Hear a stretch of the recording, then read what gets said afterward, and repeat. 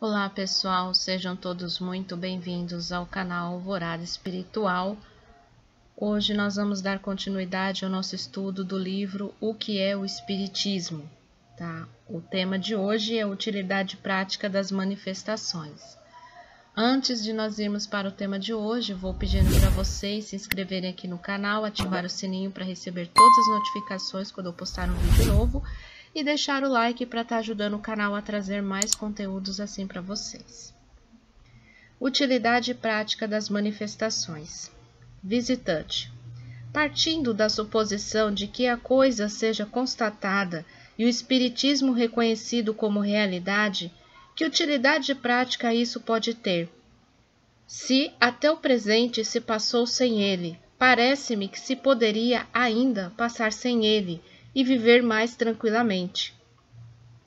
Allan Kardec, o mesmo se poderia dizer das estradas de ferro e do vapor, sem as quais viveu-se muito bem. Se entendeis por utilidade prática os meios de viver bem, de fazer fortuna, de conhecer o futuro, de descobrir minas de carvão ou tesouros ocultos, de recuperar heranças, de se poupar do trabalho das pesquisas, ele não serve para nada.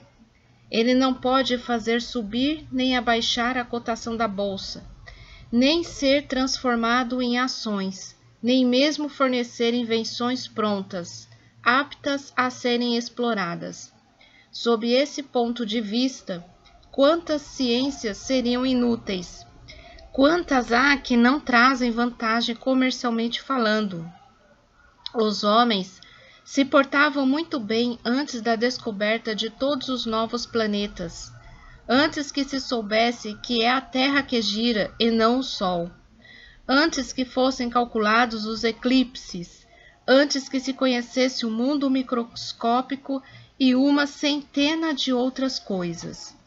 O camponês, para viver e produzir seu trigo, não tinha necessidade de saber o que é um cometa. Porque, pois os sábios se entregam a essas pesquisas, e quem ousaria dizer que perdem seu tempo? Tudo o que serve para erguer um canto do véu ajuda o desenvolvimento da inteligência, alarga o círculo das ideias, fazendo-nos penetrar mais além nas leis da natureza. Ora, o mundo dos espíritos existe em virtude de uma dessas leis da natureza, e o espiritismo nos faz conhecê-la. Ele nos ensina a influência que o mundo invisível exerce sobre o mundo visível, e as relações que existem entre eles, da mesma forma que a astronomia nos ensina as relações dos astros com a Terra. Ele nolo mostra como uma das forças que rege o universo e contribuem para a manutenção da harmonia geral. Suponhamos que a isso se limite sua utilidade. Já não seria muito útil a revelação de semelhante força, a abstração feita de toda a doutrina moral? Não é nada, pois, que todo um mundo novo se nos revele, se sobretudo o conhecimento desse mundo nos coloca na trilha de uma multidão de problemas, até então insolúveis, se nos inicia nos mistérios de além-túmulo, que nos interessam pouco, uma vez que todos, pelo que somos, devemos cedo ou tarde transpor o passo fatal? Mas há uma outra utilidade mais positiva do espiritismo, que é a influência moral que ele exerce pela própria força das coisas. O espiritismo é a prova patente da existência da alma, da sua individualidade depois da morte, da sua imortalidade e do seu futuro.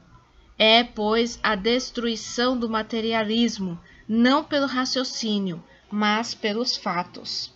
Não é preciso perguntar ao espiritismo o que ele pode dar, e nem nele procurar além do seu objetivo providencial. Antes dos progressos sérios da astronomia, acreditava-se na astrologia. Seria razoável pretender que a astronomia de nada serve, porque não se pode mais encontrar na influência dos astros o prognóstico do futuro? Da mesma forma que a astronomia destronou os astrólogos, o espiritismo destronou os adivinhos, os feiticeiros e os ledores de sorte. Ele é para a magia o que a astronomia é para a astrologia, a química para a alquimia.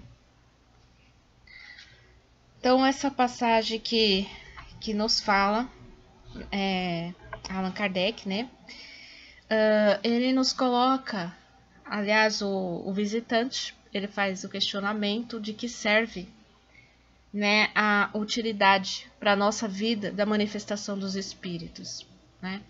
E o Allan Kardec, muito bem colocadas suas palavras, explica que tudo o que nós estamos desvendando tem um porquê e tem uma importância.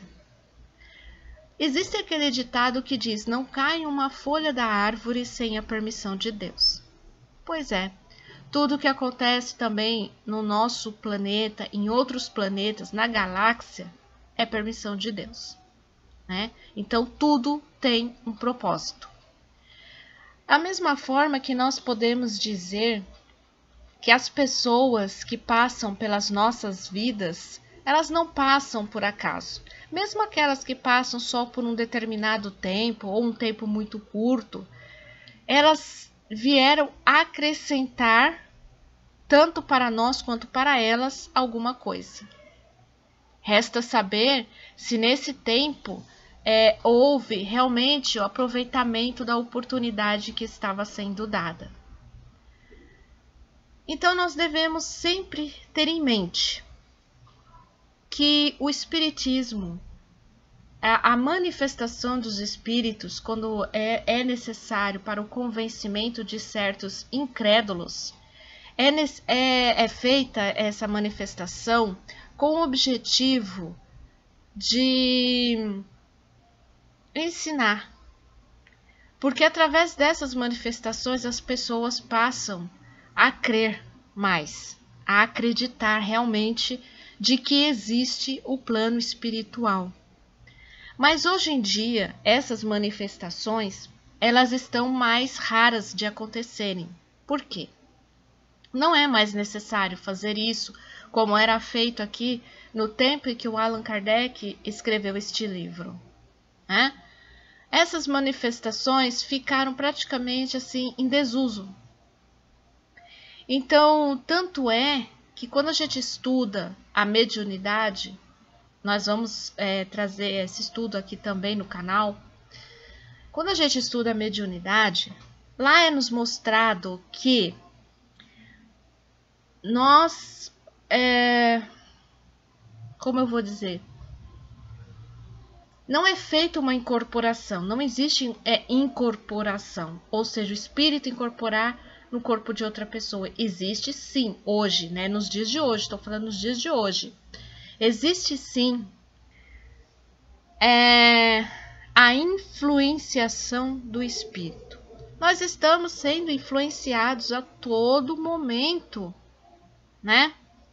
Ou ninguém nunca parou para pensar, quando está passando por alguma dificuldade, não tem a solução daquele problema e de repente aparece uma luz, como a gente fala, uma luz no final do túnel, né? Nós estamos sendo assessorados pelos amigos da espiritualidade.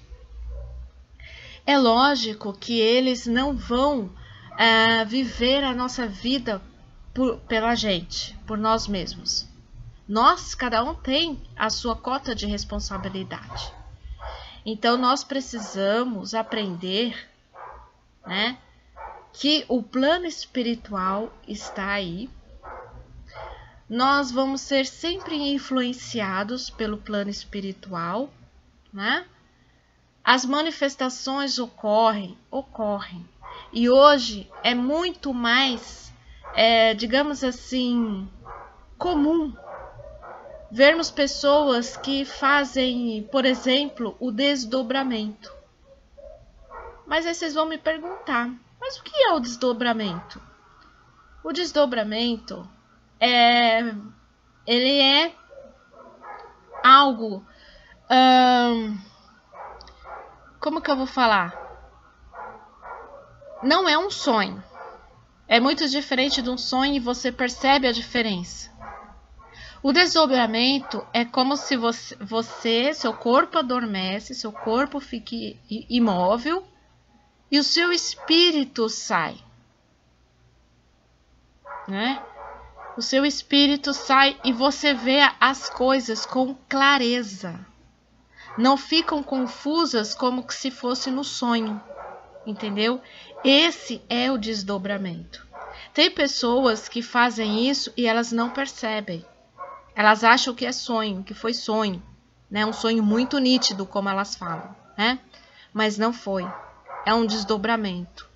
Com muita prática, muito exercício, para quem tem a facilidade disso, vai acabar controlando.